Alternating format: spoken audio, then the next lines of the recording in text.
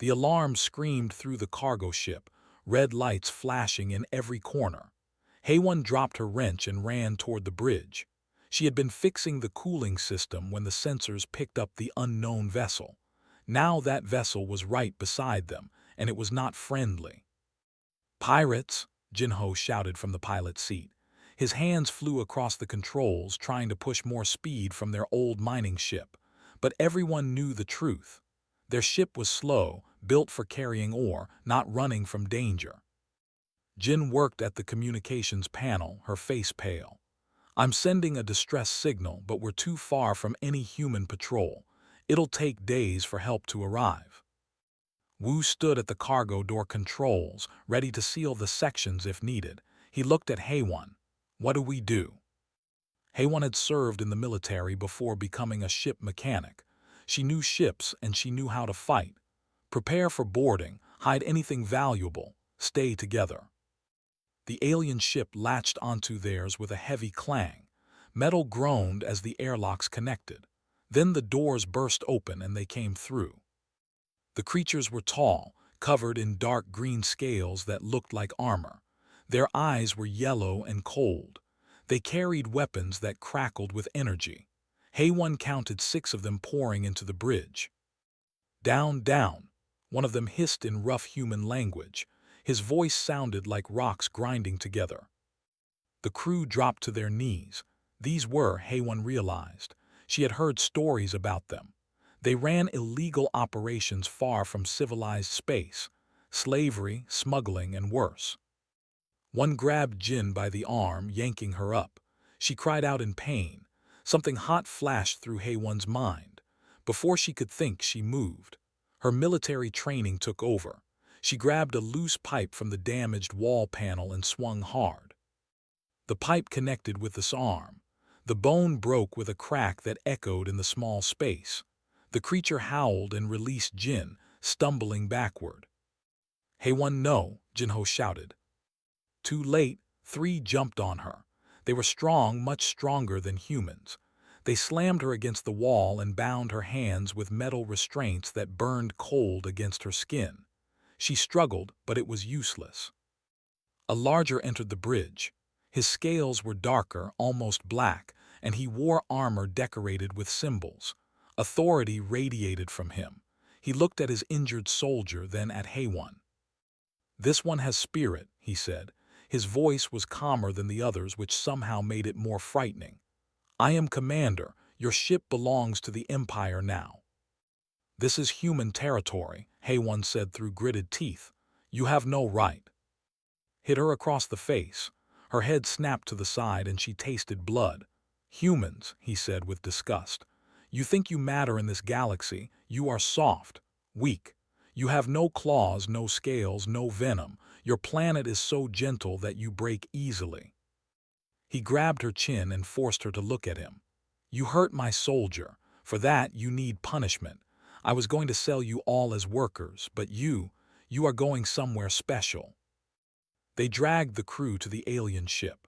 It was bigger inside than it looked, all dark metal and strange lights. They moved through corridors that smelled like chemicals and something else, something that made Haewon's instincts scream danger. The separated them. Jinho, Jin, and Wu were pushed into one cell. Haewon was taken deeper into the ship. They brought her to a large room filled with screens and seats. Dozens of different aliens sat there, talking and pointing at the screens. It looked like some kind of viewing area. Below the screens was glass, and beyond the glass was a massive space that looked like a cave mixed with a prison. Rocky walls, metal platforms, dark corners, and what looked like bones scattered across the floor. "Behold the pit," announced loudly. The other aliens turned to look. "This is where the Empire's fiercest creatures live. We capture the most dangerous predators from across the galaxy and put them here. Then we watch them fight." Haewon's stomach dropped. She understood now. "Usually we put warriors in the pit," continued. "Soldiers who have earned punishment or prisoners who want to win their freedom. But you are special. You are human. Your kind thinks you are smart, civilized. Let us see how civilized you are when you face real predators." "You're insane," Hay-One said. "I'm not even armed." "Exactly," smiled, showing rows of sharp teeth. "You have 48 hours to survive. No human has ever lasted more than 20 minutes in the pit. I want to see how long you last." They brought her to a platform above the pit. Through a window, she saw Jinho, Jin, and Wu in a cell on the opposite side. They could see her. Jin was crying. Jinho was shouting something, but she could not hear him through the glass. Hay-One looked down into the pit. She saw movement in the shadows, something big, something hungry. "Any last words, human?" asked. Hay-One looked at him. Her face was bruised, her hands were bound, and fear crawled up her spine. But she had survived worse. She had survived military training, combat missions, deep space accidents. She was a human, and humans did not give up. "Yes," she said quietly, "you're going to regret this." Laughed, all the aliens laughed. They thought she was making a joke. The floor opened beneath her feet. Hay-One fell into the darkness of the pit, landing hard on rocky ground. The impact knocked the air from her lungs. She rolled to her side, gasping. Above her the opening closed. Lights came on around the pit, bright enough to see but dim enough to create shadows everywhere. She heard sounds in those shadows, growling, scratching, breathing. Hay-One stood slowly. Her hands were still bound, but she found a sharp rock and started working on the restraints. She looked around, studying everything. The walls, the platforms, the water dripping from somewhere, the bones on the ground. Her heart pounded in her chest. Terror wanted to take over, but she pushed it down. Fear was useful. It kept you alert, but panic would kill you. Something roared in the darkness. It was close. Hay-One smiled grimly. They wanted to see what a human could do. She would show them. They thought she was prey. They were about to learn that humans became apex predators for a reason. The restraints fell from Hay-One's wrists. She rubbed the raw skin and picked up the sharp rock she had used to cut through them. It was not much of a weapon, but it was something. She moved to the wall and pressed her back against it. Never stay in the open. That was basic survival. From here, she could see most of the pit. It was bigger than she thought, maybe 50 meters across. The ceiling was 10 meters high with metal platforms at different levels. Some platforms had old equipment on them, broken and rusted. The roaring came again, closer now. Then she saw them. 3 creatures emerged from the shadows on her left. They walked on 6 legs, low to the ground like enormous cats, but their bodies were covered in thick armored plates. Their heads were flat with mouths full of teeth. Claws like knives scraped against the rock as they moved. Ravagers, she had heard about them. They were pack hunters from a death world, brought to the pit years ago. The aliens above loved to watch them kill. The Ravagers spread out, surrounding her. They were smart. Hay-One's military instructor had taught her about pack tactics. Never let them surround you. Always take the fight to them on your terms. She grabbed a bone from the ground, a thick one from some creature that had died here. Then she ran. Not away from them, toward them. The middle Ravager was surprised. It hesitated for just a second. That second was enough. Hay-One swung the bone as hard as she could, hitting the creature across its face. The bone broke, but the Ravager stumbled. She did not stop. She ran past it toward a metal platform with a ladder. Behind her, the other 2 Ravagers roared and gave chase. Hay-One jumped and caught the ladder. Her arms burned as she pulled herself up.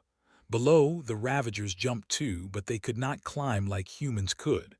Their claws scraped against the metal, unable to find grip. From the platform, she could see better. There was a water source on the far side, dripping from a crack in the wall. There was a deep pit in the floor near the center, probably a drain. And there were metal beams overhead, connecting the platforms. She also saw something else, movement in the upper shadows, something with wings. The Ravagers below were not giving up. One of them started climbing a pile of rocks to reach her level. Smart creatures. Hay-One looked around the platform. There was old chain hanging from a support beam. She grabbed it and tested its strength.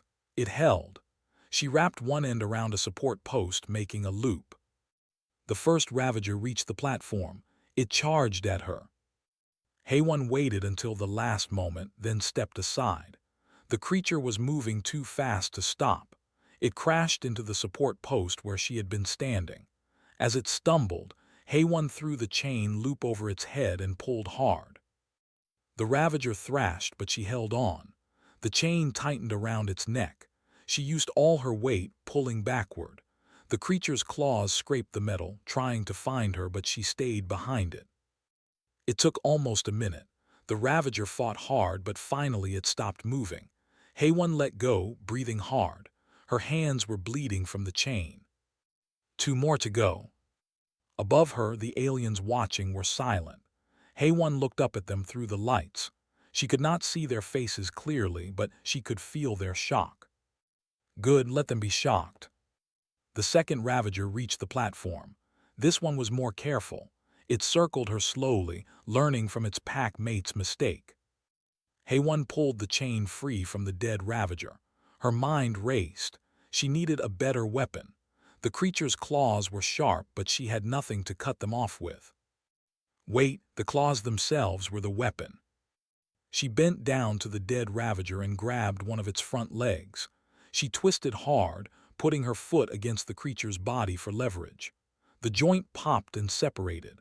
Now she had a leg with claws still attached. The living Ravager attacked while she was bent down. Fast, so fast. But Haywan had been expecting it. She rolled to the side, and the creature's jaws snapped shut on empty air.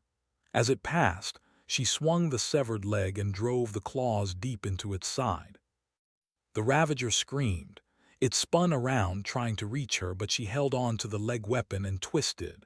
The claws went deeper. They fell off the platform together, crashing to the rocky ground below. The impact hurt, but Haywan landed on top. She pulled out the claw weapon and stabbed again. And again. The creature thrashed beneath her until it stopped moving. Haywan stood up slowly. Everything hurt. She was covered in the Ravager's blood. It was thick and dark blue, and it smelled like chemicals.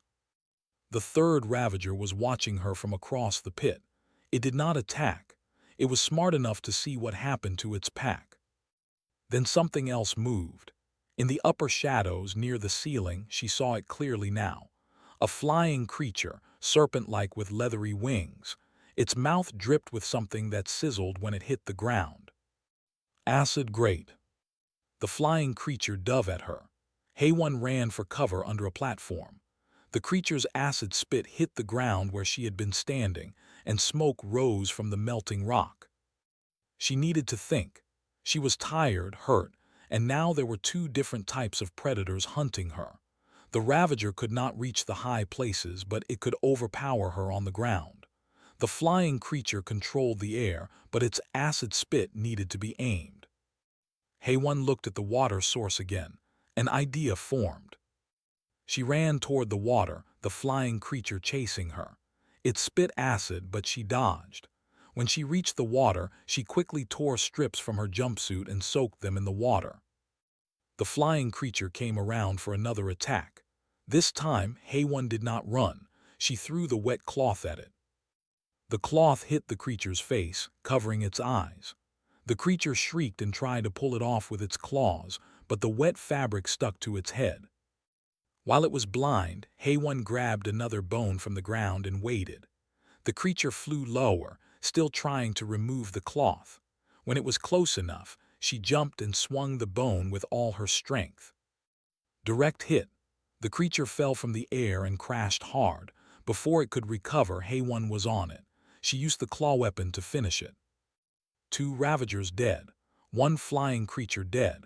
1 Ravager still alive but keeping its distance. Haywan dragged herself to the wall and sat down. She needed to rest just for a moment. Her body was screaming at her. Cuts covered her arms and legs. Her ribs hurt from the fall, but she was alive. She looked up at the viewing area. The aliens were not laughing anymore. They were staring at her like they had never seen anything like this before. Commander stood at the window. Even from this distance, she could see his face. He was not smiling now. Hei-Wen picked up the water-soaked cloth she had used on the flying creature. She cleaned the blood from her face slowly, never taking her eyes off. Then she smiled at him, a cold, hard smile. The message was clear: your move. In their cell across the pit, Jin-Ho had his face pressed against the glass. He was crying, but he was also laughing. "That's our girl," he whispered. "That's our girl." Jin and Wu stood beside him, watching in amazement. Their friend, their crew mate, was doing the impossible. Somewhere in the darkness of the pit, the last Ravager decided to leave the human alone. Survival instinct told it to find another corner, another shadow. This two-legged creature was not prey. She was something else entirely. 12 hours had passed since Hei-Wen fell into the pit. She had built a shelter in the corner using the bodies of the dead creatures as walls. It was grim work, but the corpses blocked the wind and hid her from sight. She had learned this in survival training. Use everything, waste nothing. She sat inside her shelter, working on her weapons. The Ravager claws made good knives. She had tied them to bones with strips torn from her jumpsuit. Now she had 3 crude but deadly spears. She had also collected the acid glands from the 2 flying creatures she had killed. The acid was still active, and she had stored it carefully in pieces of the creature's own stomachs, which did not dissolve. Her body ached everywhere. The cuts had stopped bleeding, but they would get infected if she did not clean them soon. She used the water source when she could, washing the wounds. It was cold and made her shiver, but it was better than dying from infection. Above her, the viewing area was more crowded now. Word had spread through the station. Aliens from different species came to watch the human who would not die. They pointed and talked in languages she did not understand. Stood at his spot by the window. He had not moved in hours. His yellow eyes never left her. Hei-Wen ignored them all. She focused on staying alive. That meant staying warm, staying fed, and staying ready. She had eaten some of the Ravager meat. It tasted terrible, like metal and rot, but she forced it down. Her body needed fuel. The other prisoners in the station heard about her too. In cells and cages throughout the facility, beings whispered about the human in the pit. Some said she was crazy. Others said she was a warrior sent by the human military. A few said she was something humans had kept secret, a weapon in flesh. In their cell, Jin-Ho worked quietly at a panel he had managed to pry open. He was a communications officer and he knew systems. If he could just connect a few wires, maybe he could tap into the station's network. "Are you sure about this?" Wu whispered. "If they catch you." "They're going to kill us anyway," Jin-Ho said. "Or sell us. Either way, we need to get a message out."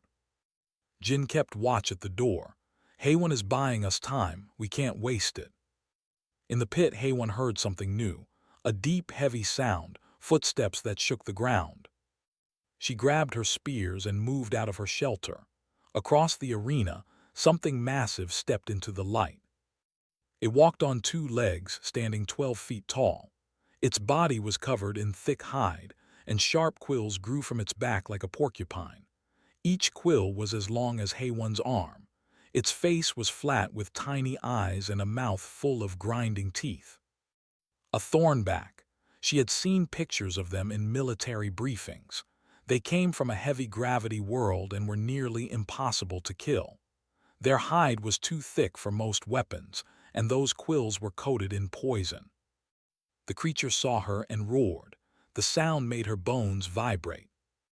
Hei-Wen did not run. She studied it. How did it move? The legs were thick, but the joints looked vulnerable. The quills covered its back, but not its belly, and it was big, which meant it was slow to turn. The thornback charged. The ground shook with each step. Hei-Wen ran toward it. The watching aliens gasped. Was the human giving up, running at death? At the last moment, Hei-Wen slid under the creature's legs. The thornback's momentum carried it forward, unable to stop. As she slid beneath it, she drove a spear up into its belly. The spear went deep. The creature screamed and stumbled, but it did not fall. It turned around faster than she expected and swung its tail. The quills caught her across the shoulder. Pain exploded through her body. She flew backward and hit the wall hard. Her vision went dark for a moment. When it cleared, she saw the thornback coming again. Her left arm was not working right. Blood ran down from where the quills had cut her, and she felt fire in her veins. Poison. She had minutes at best. Hayone looked up. The metal beams overhead. Could she climb? Her left arm was useless, but her right still worked. And her legs. The thornback reached for her with clawed hands. She rolled away and jumped for the nearest platform ladder. She climbed one-handed, her legs doing most of the work. Below her, the thornback tried to follow, but it was too heavy. The ladder bent under its weight. She reached the platform and kept climbing, up to the next level and the next. Her shoulder screamed with pain. The poison made her dizzy. The thornback could not follow. It roared in frustration below.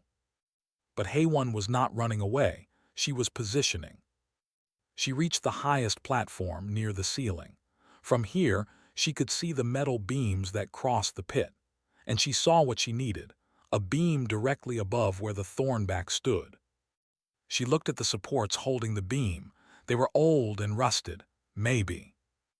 Hayone pulled out her last spear, the one with the acid gland attached to the tip. She broke the gland carefully, letting the acid drip onto the beam supports. The acid sizzled and ate through the metal, slowly, too slowly. The poison in her body was making her weak. She could feel herself dying. "Come on," she whispered, "come on." The thornback saw her up high and got angry. It started throwing pieces of rock at her. One hit close, making her duck. The beam support gave way with a snap. The heavy metal beam fell, crashing down. It hit the thornback directly on its head and back. The creature went down hard. The beam crushed it to the ground. It thrashed and roared, but it could not get up. The weight was too much. Hayone climbed down slowly. Every movement was agony. Her vision kept blurring, but she made it to the ground. She walked to the trapped thornback. It was still alive, still fighting. She pulled a quill from its back, careful not to touch the poisoned tip. Then she walked around to its head. The creature's small eyes looked at her. For a moment they stared at each other, predator and predator. "Nothing personal," Hayone said. Then she drove the quill into its eye, straight into its brain. The thornback stopped moving. Hayone fell to her knees. The poison was winning. She crawled toward the water source. If she could just reach it, maybe the water would help. Maybe she could flush some of the poison out. She drank and drank, then forced herself to vomit. Her body rejected the poison along with everything else. It hurt worse than anything, but she did it again. And again. Hours later, she woke up by the water, shivering and weak, but alive. The poison had not killed her. Her body had fought it off. She looked up at the viewing area. More aliens now, hundreds of them, all silent, all watching. And his face was something between anger and fear. Hayone used the thornback's body to make better armor. The hide was tough, and she cut pieces to cover her chest and legs. She pulled out more quills and made new weapons, coating regular spears with the poison. She built a bigger shelter, a stronger position. She had water, weapons, and now armor. 18 hours had passed, 30 hours left to survive. But Hayone was not thinking about survival anymore. She was thinking about revenge. In the communications cell, Jinho finally got through. A weak signal, but it was there. He began broadcasting on all human frequencies, sending coordinates and a message. Human prisoners held. Officer in death arena. Immediate assistance required. The message was small and weak, but it went out into the darkness of space. And somewhere out there, someone heard it. Hour 36. Hayone had stopped counting the creatures they sent into the pit. After the thornback had released more ravagers, then more flying serpents, then something with too many legs and teeth that came from the dark corners, she killed them all. The floor of the pit was now a graveyard. bodies everywhere, blood mixed with acid, making the air thick and hard to breathe. Hayone stood in the center of it all, wearing armor made from thornback hide and decorated with bones. Her face was painted with creature blood. She held a spear in each hand, both coated with poison. She looked like something from a nightmare, a warrior from humanity's ancient past, before civilization, before mercy, raw and primal and absolutely terrifying. The viewing area was now filled to capacity. Aliens stood shoulder to shoulder, pushing to see. News of the human had spread beyond the station.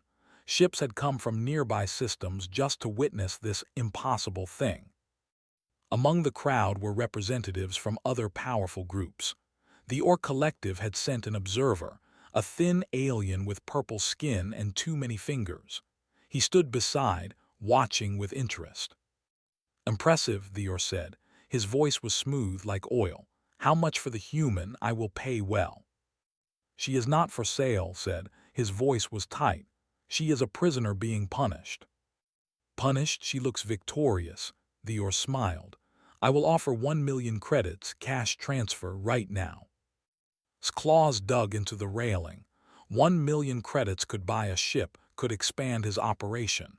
But if he sold her, he admitted defeat. He admitted that a human had beaten him. 2,000,000, the Orc said. "Final offer." Before could answer, another voice spoke. "The human military will pay nothing because you will release her." Everyone turned. A small maintenance drone had entered the viewing area, but the voice coming from it was human and it carried authority. "This is Commander Yang of the United Human Space Navy. We have received a distress signal from this location. We know you are holding human prisoners. Release them immediately or face consequences." Laughed. "Your nearest ship is days away, I checked, by the time you arrive." "Look out your window," the voice said calmly. Turned to the main station viewports. His blood went cold. A human warship hung in space outside the station. It was massive, bristling with weapons. Its name was painted on the side, UHSN Indomitable. Hal whispered. "We were already in the sector on patrol," Commander Yang said.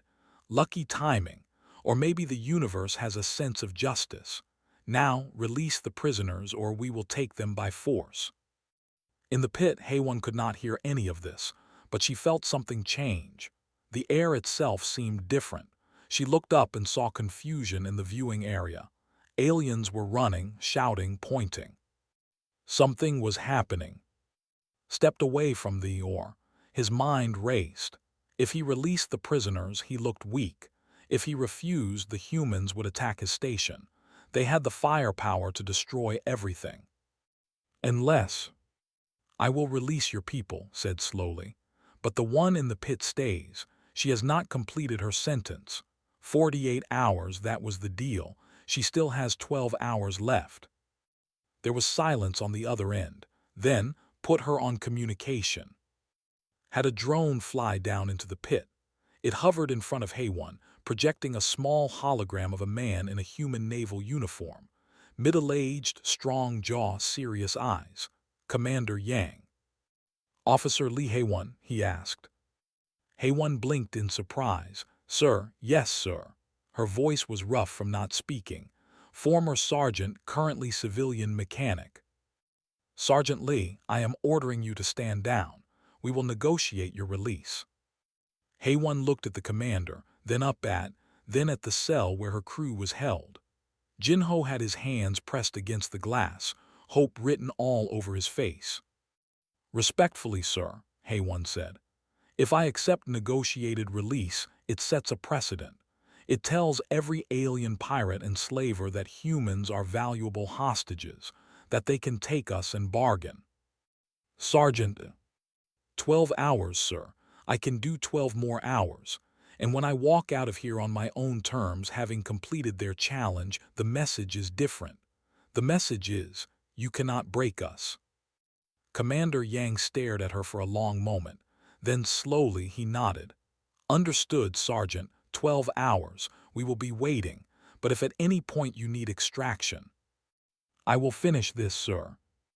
The hologram cut off. The drone flew away. Felt something he had never felt before when looking at a human, genuine fear. This creature below, covered in blood and wearing the skins of beasts, was choosing to stay, was choosing to fight. What kind of species did that? In the cell, Jinho was crying again. She's insane. She's going to get herself killed. No, Jin said quietly. She's sending a message, for us, for all humans who might be captured in the future. Wu nodded. She's making sure they never underestimate us again. Word spread through the prisoner cells. The human was staying by choice. The human military had arrived, but she was finishing what was started. Prisoners from a dozen different species whispered in awe and fear. Looked down at HFY. She had gone back to her fortified position and was working on something, building traps probably, preparing for whatever he sent next. He could send something truly terrible, something that might actually kill her. But if she died now, the story would be that he murdered her out of spite after her people came to rescue her. The humans would use it as an excuse to attack. But if he sent nothing, she would walk out after 12 hours, and he would look even weaker. The Or beside him laughed softly. You are trapped, Commander. The human has outmaneuvered you without even speaking to you. His anger boiled over. Release the Void Ripper, he commanded. His soldiers stared at him. Commander, that creature is too dangerous. It has killed everything we ever put in the pit. It does not stop until... I know what it does, roared. Release it. The Or's smile faded. Commander, if you kill her now with that thing, the human military will. I did not break the agreement. She chose to stay. She chose to finish the 48 hours.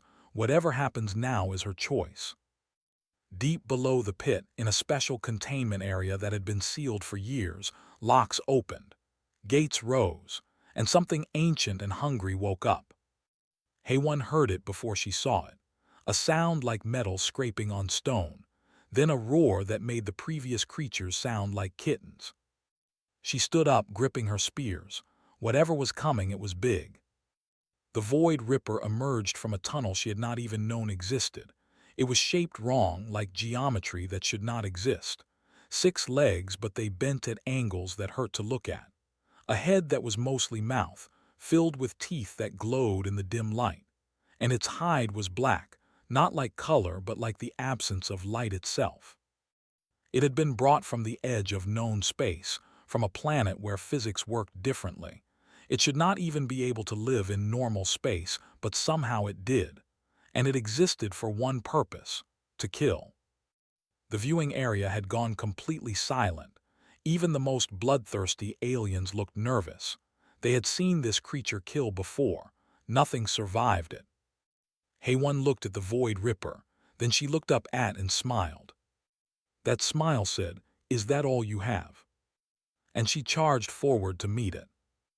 The Void Ripper moved like liquid shadow. One moment it was across the pit, the next it was right in front of HFY. Its teeth snapped shut where her head had been a second before. She had rolled away just in time, feeling the air pressure from its jaws. Fast, too fast for something so big.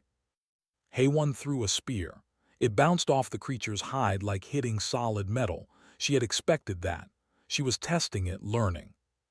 The Void Ripper's leg shot out and caught her in the ribs. She flew across the pit and crashed into the wall. Pain exploded through her chest. Something was broken, maybe several things. She forced herself to stand. Blood ran from her mouth. The creature approached slowly now, taking its time. It knew she was hurt. Above, the aliens watched in sick fascination. This was it, the human's last moments. But HFY was not done thinking. Her body was failing, but her mind still worked. The creature was fast and armored. Direct attacks would not work, so she needed to be smarter. She ran toward her fortified position, limping badly. The Void Ripper followed. When she reached her shelter, she grabbed several of the acid glands she had been saving. Then she ran again, leading the creature on a chase through the pit. She was slower than before. The creature was gaining. Its breath was hot on her back. Haywan headed for the deep pit in the center of the arena, the drainage hole. At the last moment she jumped to the side. The Void Ripper, moving too fast, could not turn. It slid into the pit with a roar. But it did not fall far. Its legs caught the edges, holding it there. Haywan dropped the acid glands into the pit. They broke on the creature's face. The acid burned. The Void Ripper screamed and thrashed. For the first time it was hurt. But not dead. It was already climbing out. She needed more damage, more time. Haywan looked up at the platforms overhead, at the metal beams. She had one more idea, but it was desperate and would probably kill her too. She climbed. Every movement was agony. Her broken ribs ground together, but she climbed. The Void Ripper pulled itself out of the pit and followed. It could climb too, using its strange legs to grip the platforms. Haywan reached the highest level. She grabbed the chain she had used on the first Ravager, the one still hanging from a support beam. She wrapped it around a structural column, making it ready. The Void Ripper reached the platform. There was nowhere left to run. "Come on," Haywan whispered, "just a little closer." The creature lunged. At the same moment, Haywan jumped. She grabbed the chain and swung out over the pit, her weight pulling on the already damaged structural column. The column broke. The entire platform collapsed. The Void Ripper fell with tons of metal crashing down on top of it. The sound was deafening.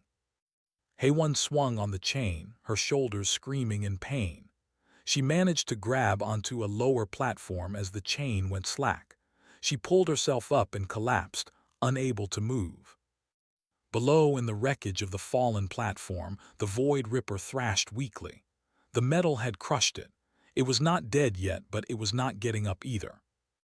Haywan crawled to the edge and looked down. She pulled out her last poisoned spear. Then, using everything she had left, she threw it. The spear flew true. It hit the Void Ripper in its exposed eye, driving deep into its brain. The creature stopped moving. Silence filled the pit. Then the viewing area exploded with noise, aliens shouting in 100 different languages. Some were celebrating, some were angry, some were just shocked. Haywan lay on the platform, unable to stand. She looked at a timer display on the wall, 47 hours and 32 minutes. She had done it. Explosions suddenly rocked the station. Alarms blared. The lights flickered. "Commander," the voice of Yang came over the station speakers. "Your time is up. We are boarding the station. Do not resist." Stood frozen at the window. His plan had failed. The human had survived, and now the human military was coming. He ran, left the viewing area and headed for his ship, but human marines were faster. They had already secured the docking bays. In the pit, a door opened. Not the entrance Haywan had been thrown through, a maintenance door. Human soldiers poured in, weapons ready, followed by medics. They found Haywan on the platform. She was barely conscious. "Sergeant Lee," one of the medics asked, checking her vitals, "can you hear me?" Did I win?" Haywan whispered. The medic looked at the carnage below, bodies everywhere. The Void Ripper crushed under a collapsed platform. "Yes, Sergeant, you won." They carried her out carefully. As they brought her through the corridors, other prisoners saw her. Aliens in cells reached through the bars, wanting to touch her to see if she was real. The whispers grew. "The human. She survived. She beat the pit." Jinho, Jin, and Wu met her in the medical bay. They were crying, laughing, holding her hands. "You crazy, beautiful idiot," Jinho said through tears. "I told you," Haywan said weakly. "Humans, we don't give up." Commander Yang visited her an hour later. She was bandaged and connected to medical equipment, but she was awake.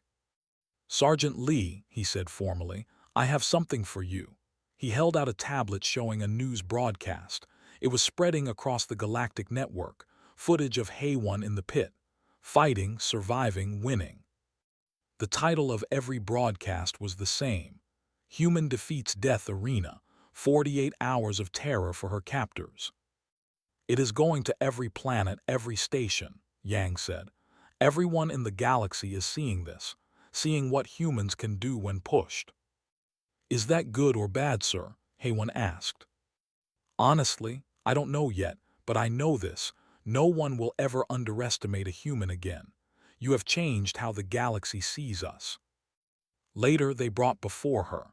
He was in restraints, defeated. He looked at Haywan lying in the medical bed, and fear was clear in his eyes. You were right, Haywan said to him. Humans are weak, we have soft skin, no claws, no venom, no armor. She sat up slowly, despite the pain. But we have something better. We have minds that never stop working. We have bodies that refuse to give up. We come from a world that tried to kill us in 1,000 different ways, and we survived them all. We did not evolve to be predators. We evolved to outlast everything. She leaned closer. You wanted to see a beast. You got to see what happens when you cage a human. Remember that. Tell your empire. Tell everyone you meet. Humans protect their own, and if you try to break us, you'll find out just how scary we really are. Said nothing, there was nothing to say. The human fleet took all the prisoners from the station, freed them and provided transport. The pit was destroyed, blown into space debris, and his crew were handed over to the Galactic Council to face trial. 3 weeks later, Haywan stood on the bridge of the Indomitable. Her ribs were healed. The cuts were now scars. She wore a fresh uniform with new rank insignia, lieutenant. Commander Yang had recommended her for both the promotion and a medal for courage. What will you do now? Yang asked. Haywan looked out at the stars. Go back to my crew, sir. We still have cargo runs to make. After everything that happened, you want to go back to being a mechanic. She smiled. I was never just a mechanic, sir, and they're not just my crew, they're my family. Where they go, I go. On the ship's main screen, another news broadcast played. The footage of the pit had become legendary. Across the galaxy, the story spread. The story of the human who was locked in a cage with beasts and turned out to be the scariest one of all. In bars and stations, aliens told the tale. Some embellished it, making it bigger. Some tried to downplay it, but they all told it. And in the darkest corners of space, where slavers and pirates operated, they whispered a warning. Be careful with humans. They look weak, but they're not. They're death who learn to think. Never ever back one into a corner. Haywan returned to her crew. They fixed their ship and went back to work, running cargo through the deep dark between stars. But things were different now. Ships gave them more respect. Stations offered better deals. And no one, absolutely no one, tried to attack them. Because everyone knew, this ship carried the woman who survived the pit. The woman who showed the galaxy what humanity really was. And that was the scariest warning of all.